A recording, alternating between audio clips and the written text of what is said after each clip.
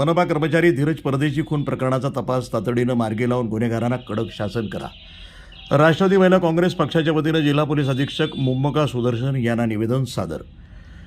अहिल्यानगर शहरातील महानगरपालिका कंत्राटी कर्मचारी स्वर्गीय धीरज परदेशी यांच्यावर काही गुंडांकडनं प्राणघातक हल्ला करण्यात आला. या हल्ल्यामध्ये गंभीर जखमी झालेल्या धीरज परदेशी यांचा उपचारादरम्यान दुर्दैवी मृत्यू झाला. या प्रकरणाचा तपास तातडीनं पूर्ण करून हल्लेखोर आणि संबंधित गुन्हेगारावर कडक कायदेशीर कारवाई करावी, जेणेकरून अशा गुन्हेगारी प्रवृत्तींवर कायद्याचा धाक निर्माण होईल आणि भविष्यात अशा घटना घडणार नाहीत, अशी मागणी राष्ट्रवादी महिला काँग्रेस पक्षाच्या वतीनं करण्यात आली आहे. याबाबत राष्ट्रवादी महिला काँग्रेस पक्षाच्या जिल्हाध्यक्षा रेश्माताई आठरे यांच्या नेतृत्वाखाली जिल्हा पोलीस अधीक्षक मुम्मका सुदर्शन यांना निवेदन देण्यात आलं. आमदार संग्राम भैया जगताप यांच्या मार्गदर्शन आणि नेतृत्वाखाली आंदोलन करण्यात आलं. स्वर्गीय धीरज परदेशी हे महानगरपालिकेच्या माध्यमातून नागरिकांना नागरी सुविधा देण्याचं कर्तव्य बजावत होते. कामावर असताना त्यांच्यावर प्राणघातक हल्ला होणं आणि त्यामध्ये त्यांचा मृत्यू होणं ही अत्यंत गंभीर आणि दुर्दैवी घटना आहे. या घटनेमुळं मनपा कर्मचारी वर्गामध्ये भीतीचं वातावरण निर्माण झालं असून शहरातील नागरिकांमध्येही चिंतेचं वातावरण आहे.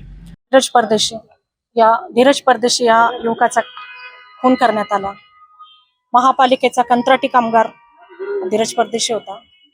अत्यंत वाईट पद्धतीने त्याला मारण्यात आलेले आहे. आम्ही आज राष्ट्रवादी काँग्रेस, अजितदादा पवार गट आणि संग्राम भैया जगताप यांच्या मार्गदर्शनाने आम्ही आज त्यांच्या नेतृत्वाखाली आज आम्ही सर्व शिष्टमंडळ SP साहेबांना भेटायला आलेलो आहे. त्याला अक्षरशः किड्या मुंग्यांसारखं मारण्यात आलेलं आहे. सकाळी ज्यावेळेस तो घरातून निघाला त्यावेळेस त्याला असं वाटलं पण नसेल की आज आपला मृत्यू आहे म्हणून.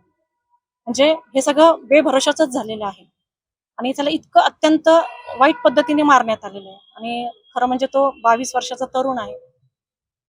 परिस्थिती अत्यंत बेताची असल्यामुळे तो कंत्राटी कामगार म्हणून काम करत होता. त्याची बायको, त्याची आई, सगळी वाईट परिस्थिती आहे.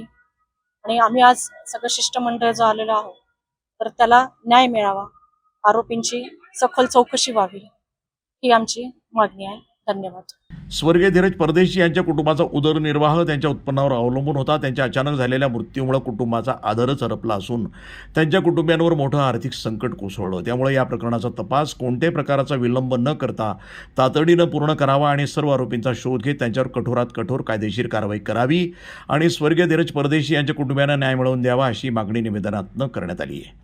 शहरामध्ये कायदा आणि सुव्यवस्था बाधित राहण्यासाठी गुन्हेगारी प्रवृत्तीवर कठोर कारवाई होणं आवश्यक आहे. काम करणाऱ्या शासकीय आणि महानगरपालिका कर्मचाऱ्यांच्या सुरक्षेचा प्रश्न गंभीर झाला आहे. कर्तव्य बजावत असताना कर्मचाऱ्यांवर हल्ले होणार असतील तर नागरिकांना नागरी सुविधा देताना कर्मचाऱ्यांमध्ये असुरक्षिततेची भावना निर्माण होऊ शकते. त्यामुळे या प्रकरणातील दोषींवर कठोर कारवाई करून कायद्याचा धाक निर्माण करावा, अशी मागणी राष्ट्रवादी महिला काँग्रेसच्या वतीनं करण्यात आली.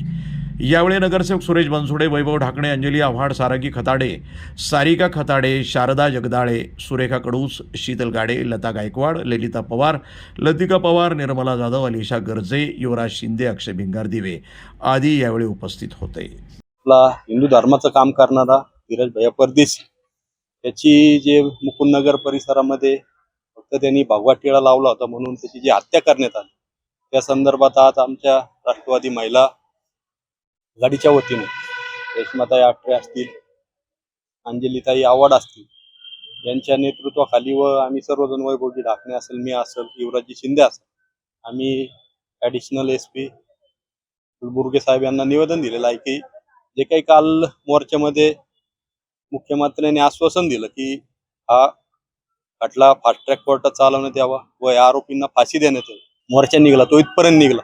जसं संग्राम भाईंनी आपलं सांगितलं होतं की पोलिसांनी बंद केलं, तर इथून पुढं जर हा लवकरात लवकर खटला नाही निघाला तर आम्ही मुकुंदनगरमध्ये घुसून कायदा हातात घेऊन जे काही पुढची घटना घडेल किंवा जे काही त्यामधून निर्माण होईल त्याला सर्वस्वी पोलीस प्रशासन जबाबदार राहील, असं मी आपल्या माध्यमातून सांगतो व त्याला लवकरात लवकर न्याय मिळावा एवढी मागणी करतो.